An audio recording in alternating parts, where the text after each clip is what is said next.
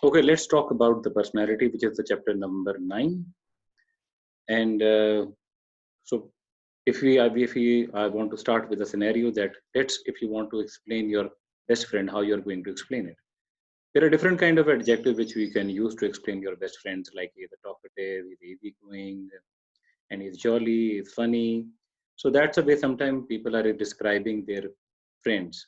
Actually, they're describing their personality of their friends, the personality of the other people, and similarly, other people are also describing your personality and and they use a different kind of adjectives to explain a person, that what the person is like, what the person is to be like it. In that regard, that how that person is to be explained by using a different kind of adjectives. So this is the way through which one can explain the personality of the other person. And when you are using a different kind of adjectives to explain the personality of the other person, that means that you are using their traits to explain that what they are like, how they are like to be. So that's the one way through which you can explain the personality of the other person. But let's start with the definition of the personality.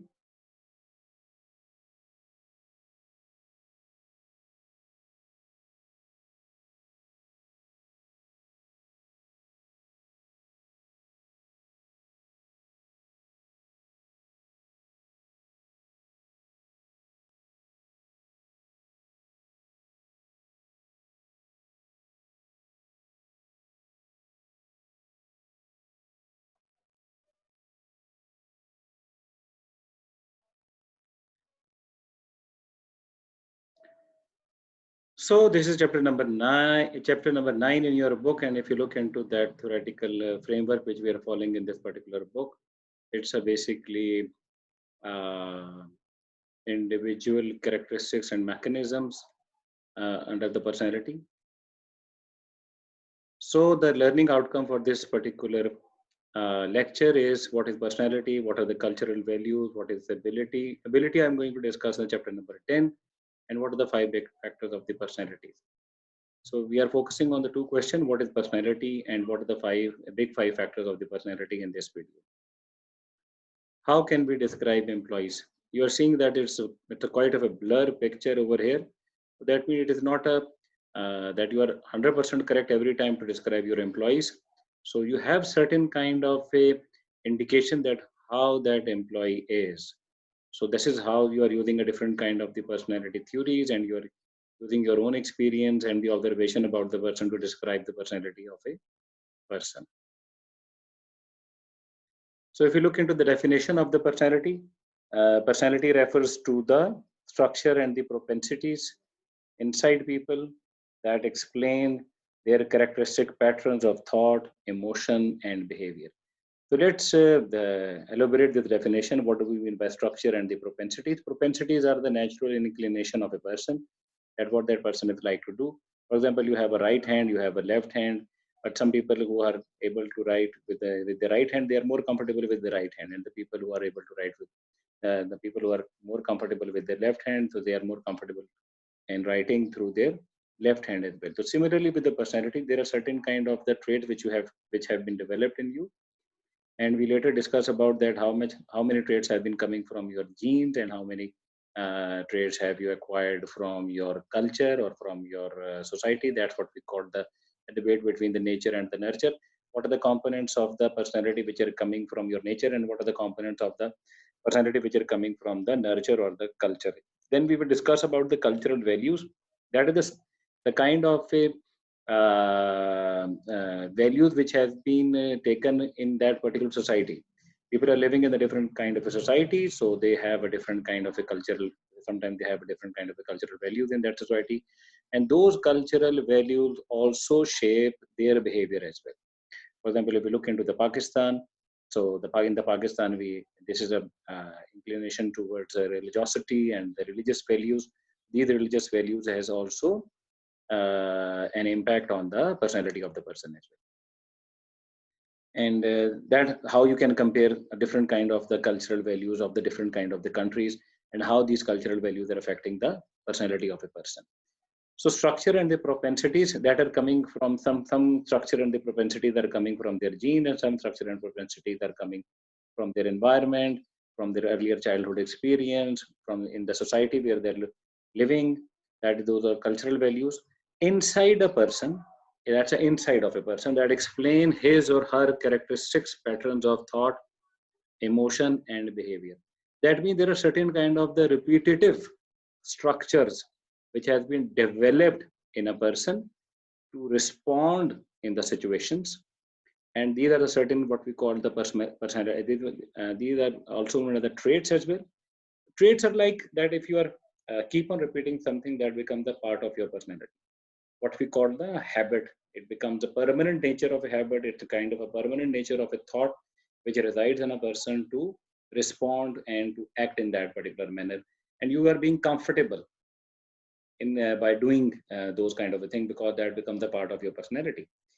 Whether this part of the personality is coming from your genetic side, or whether you have learned those behavior. If you have learned those behavior, that is coming from your family, that is coming from your society. But if it has been a factor towards, if it stems from your genes, then we can call it, it's basically that personality, that trait is coming from is a genetic, is that trait is coming from your genes. I mean, that's genetic factor. Okay. So that is a kind of repetitive pattern of thoughts, emotion, and the behavior. These are interlinked with each other. The personality, we can define the personality, the structures and the inclination of a person, which explain his or her characteristic pattern of thought, emotion, and behavior. Why that person is behaving in that way, why that person is how that person is thinking in that way. So that is basically the characteristic pattern of that personality. When you are describing that person, okay, that person is basically talkative, that person is a bit shy, that person is basically responsible, organized, and people are using a different kind of adjective to explain other people. So they are actually explaining their characteristic pattern which they have observed through different times. And sometimes it's difficult to change some permanent and the stable characteristics of the person. And sometimes some people can change their characteristic pattern through the time as well. Okay, so that's a definition of the personality.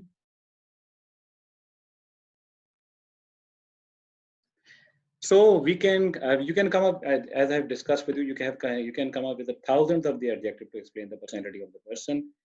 But that could be the same has been done by some researchers. With, for example, Webster can define there are, I mean, more than 1,500 adjectives through which you can describe the personality of a person. But these adjectives would cluster around 5 general dimensions. And these 5 personality dimensions, under which there are multiple number of objectives are there, are called what we call the Big Five Taxonomy and Big Five Personality dimensions. Okay.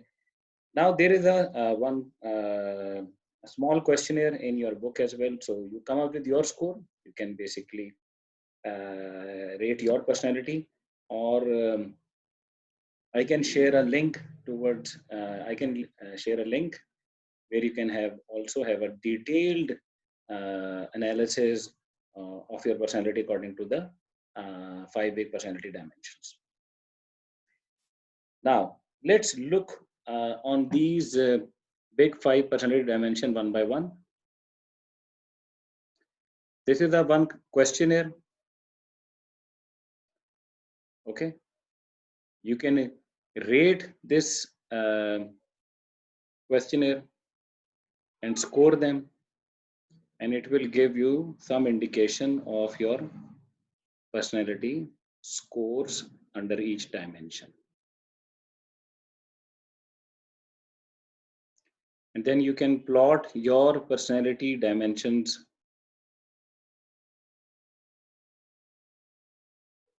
in this paragraph, in this graph, and you can calculate your scores. Okay. The first dimension of the Big Five Personality Taxonomy is consciousness.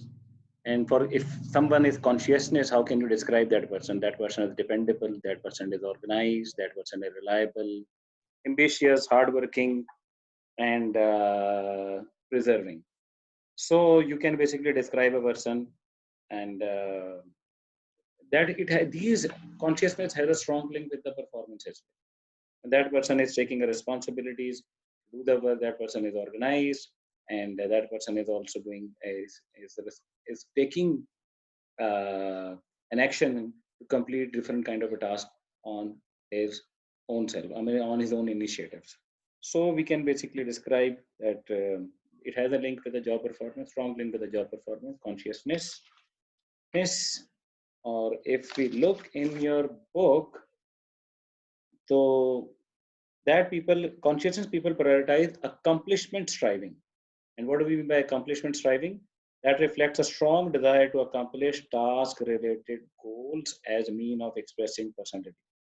So the people who have accomplishment strivers, they derive their satisfaction by achieving those goals. And so one study also mentioned that the sales people who have a high consciousness, they are able to achieve more sales as compared to the people who have a low consciousness. So that's one way through which you can. There are further other studies which are supporting that thing. Now moving to the next personality dimension.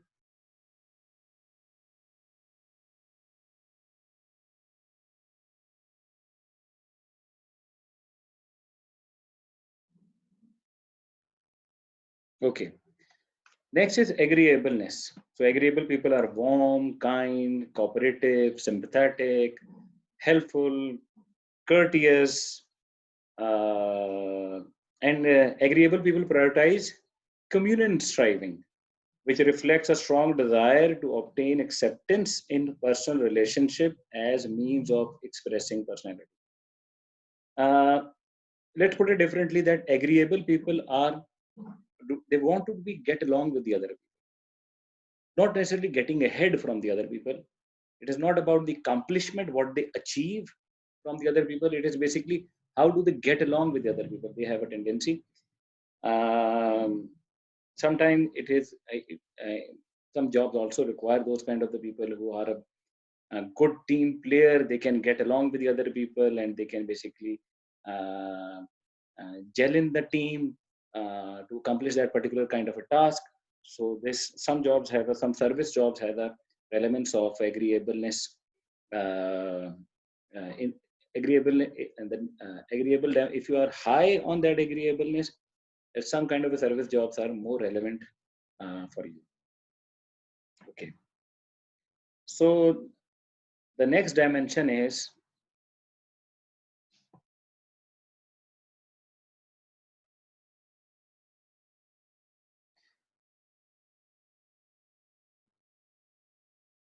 okay. The next dimension is neuroticism.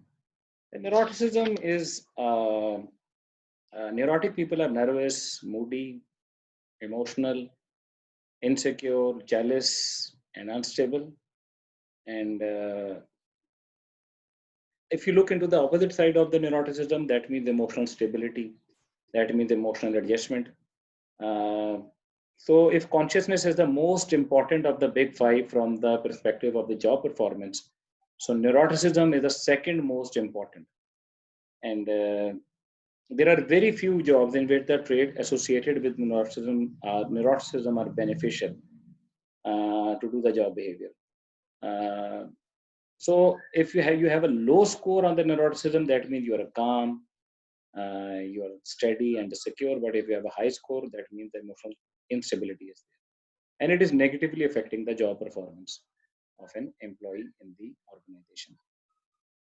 So neuroticism is synonymous with the negative affectivity, a dispositional tendency to experience unpleasant moods such as hostility, nervousness, and annoyance, and that tendency to experience negative moods. That means that the neurotic people are experiencing more negative moods throughout their day. And if there's such a small thing happens at their work, so it becomes catastrophic for them. It becomes such an aggravated event for them that it's very difficult for them, and it becomes very negative for them, even a small event at their workplace as well. And sometimes they are not able to get out from those negative events for such a long time. So that means they have a certain kind of the negative affectivity. regarding that thing. Another concept which is related with neuroticism is differential exposure. And what do we mean by differential exposure? Differential exposure to stressors, meaning that neurotic people are more likely to appraise day-to-day situations as stressful and therefore feel like they are exposed to stressors more frequently. What does it mean? That means that whatever the stressor they are facing, they basically thought these stressors are out of the proportion. They think that this is such a big stressor for them, and they are facing these kind of stressors throughout their day, and which affected their orientation towards the work as well. So they become more nervous, they become more insecure in these kind of situations. Another concept which relates with differential reactivity to stressors, meaning that neurotic people are less likely to believe that they can cope with the stressor that they experience. First is they experience more stressors because they thought of them too much, and the second is their own confidence to deal with those stressors. They thought that they are unable to deal with those stressors. So that's their inability to deal with that stressor as well. That's what we call the differential reactivity. Differential neuroticism is mainly responsible for a type A kind of a behavior, which we have discussed in our previous lectures. And as comparison to type B personality, type A personality are those who are want to achieve a lot of things and who want to work all of the time. They are in a hurry, that kind of a personality. And the type B, in comparison to them, are more calm and more peaceful. So neurotic people are more inclined towards the type A behavior. And neuroticism is also strongly related to locus of control, which reflects whether the people attribute the causes of events to themselves or to the external environment. Neurotic people tend to hold an external locus of control, meaning that they often believe that the events that occur around them are driven by luck, chance, or fate. Less neurotic people tend to hold an internal locus of control, meaning that they believe that their own behavior dictates event. So in general, if there's something that happening to them, so rather than looking into the reasons of that particular event and how they are contributing into that particular event, they are attributing into the outside factor. So neurotic people have a more external locus of control as comparison to the internal locus of control. So that is also affecting their moods and emotions as well.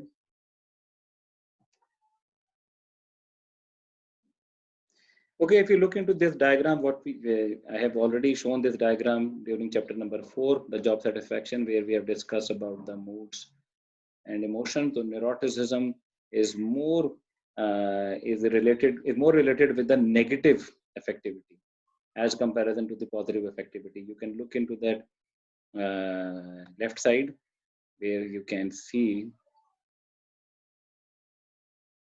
I can draw something here. Okay.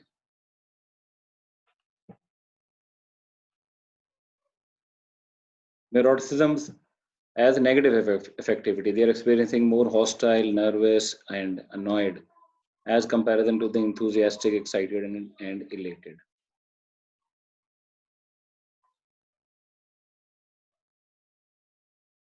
Okay. Let's move to the next dimension. Okay, the another personality dimension is extraversion, and by extraversion, people are talkative, sociable, passionate, assertive, bold, dominant. These are the different kind of adjectives through which you can explain the extraversion. So, and you can also assess the people who are more extroverted in zero acquaintance situation in which two people have only just met. Consider yourself when you are in a certain kind of a situation in which the strangers are around you, what is your tendency to talk to those strangers? If you are going out in the market, if you're going to, even to the doctor and there is a queue and you're talking to the other people and making some acquaintances with the other people, so there you may have a high score in the extroversion. But some people are not inclined to talk to the strangers and to get acquainted with them, so they may have a low score in the extroversion as well. Okay, so if you look into that, agreeableness is not the previous dimension before the neuroticism which we have discussed. Agreeableness is not necessarily related with the job performance of a different kind of a occupation. Similarly, extroversion is not necessarily related with the job performance in different kind of occupations. But they are more, extroversion is more related with status striving. And what do we mean by status striving? Status striving, which reflects a strong desire to obtain power and influence within a social structure as a means of expressing personality. Extroverts care a lot about being successful and influential and direct their effort towards moving up and developing a strong reputation. So they are more striving towards achieving that kind of a status where they can influence the other people, where they can talk to the other people, where they can have some kind of a influence in that particular kind of a network. So that's their inclination. And that's why extroversion has a link with the status striving. Okay, another that they are extrovert people are experiencing more positive emotion according to the research. Extrovert people are experiencing more positive emotion throughout the day, and extroverted employees tend to high in what is called the positive effectivity. So if you look into that moods diagram, that circle octagon, so they are related with the positive. Extroversion is related with the positive effectivity. That means they are more enthusiastic, excited, and elated throughout the day at their workplace. So other researchers also supported that thing, that extrovert people are more related with the positive feeling at their workplace. And what else? Okay. So these are some things about the extroversion. And let's go to the next dimension. Okay. Openness to experience, that's the final dimension of the Big Five personality theory, is openness to experience. Often people which we call open, which have the people who have a high score on this dimension, we can say that these people are curious, imaginative, creative, complex, refined, and sophisticated. It has a more alternative label as comparison to the other personality dimension, like inquisitiveness, intellectualness, or even cultured. And like cultured means they have a sense of a high sense of aesthetics in that particular kind of a culture. So that's how we can explain. Some of its traits are associated with the job performance, but not as much strong as the consciousness relate with the job performance. So some are related with that thing, like creativity, the job which requires a creative work. So the people who have a high score on the openness to experience, they are more suitable for those kind of jobs. And they also tend to be more adaptable and identify that what are the old way of doing the things and how can we improve those ways of doing the things in their organization. Okay, what else in openness to experience? So if we basically combine the openness to experience with the cognitive ability, that generates the creative thoughts. And that is the one thing which is now being looking in the organization, that the creative people are coming up with the new ways of doing, they're coming up with the new ideas of doing the things. So that is the one dimension. The people who have a high score in the openness to experience, so they have a tendency, or with the combination of their intellectual ability, they can be more creative in the organization. Okay, you can see the figure 9.5 where you can test your creative thinking as well. And you can also calculate your score, and you can see that whether you are above average or the lower average. Okay, let me share some.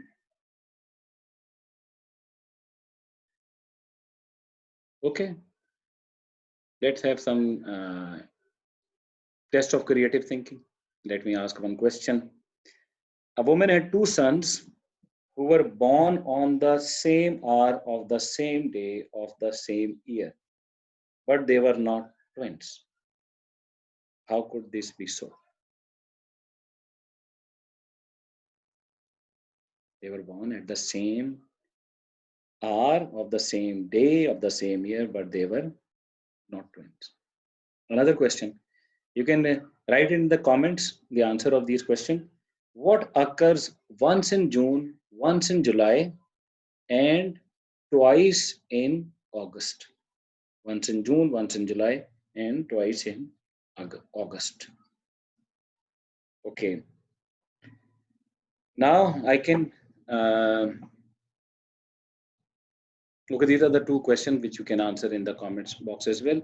And if you have any question, you can also write in the comment box and share your concerns.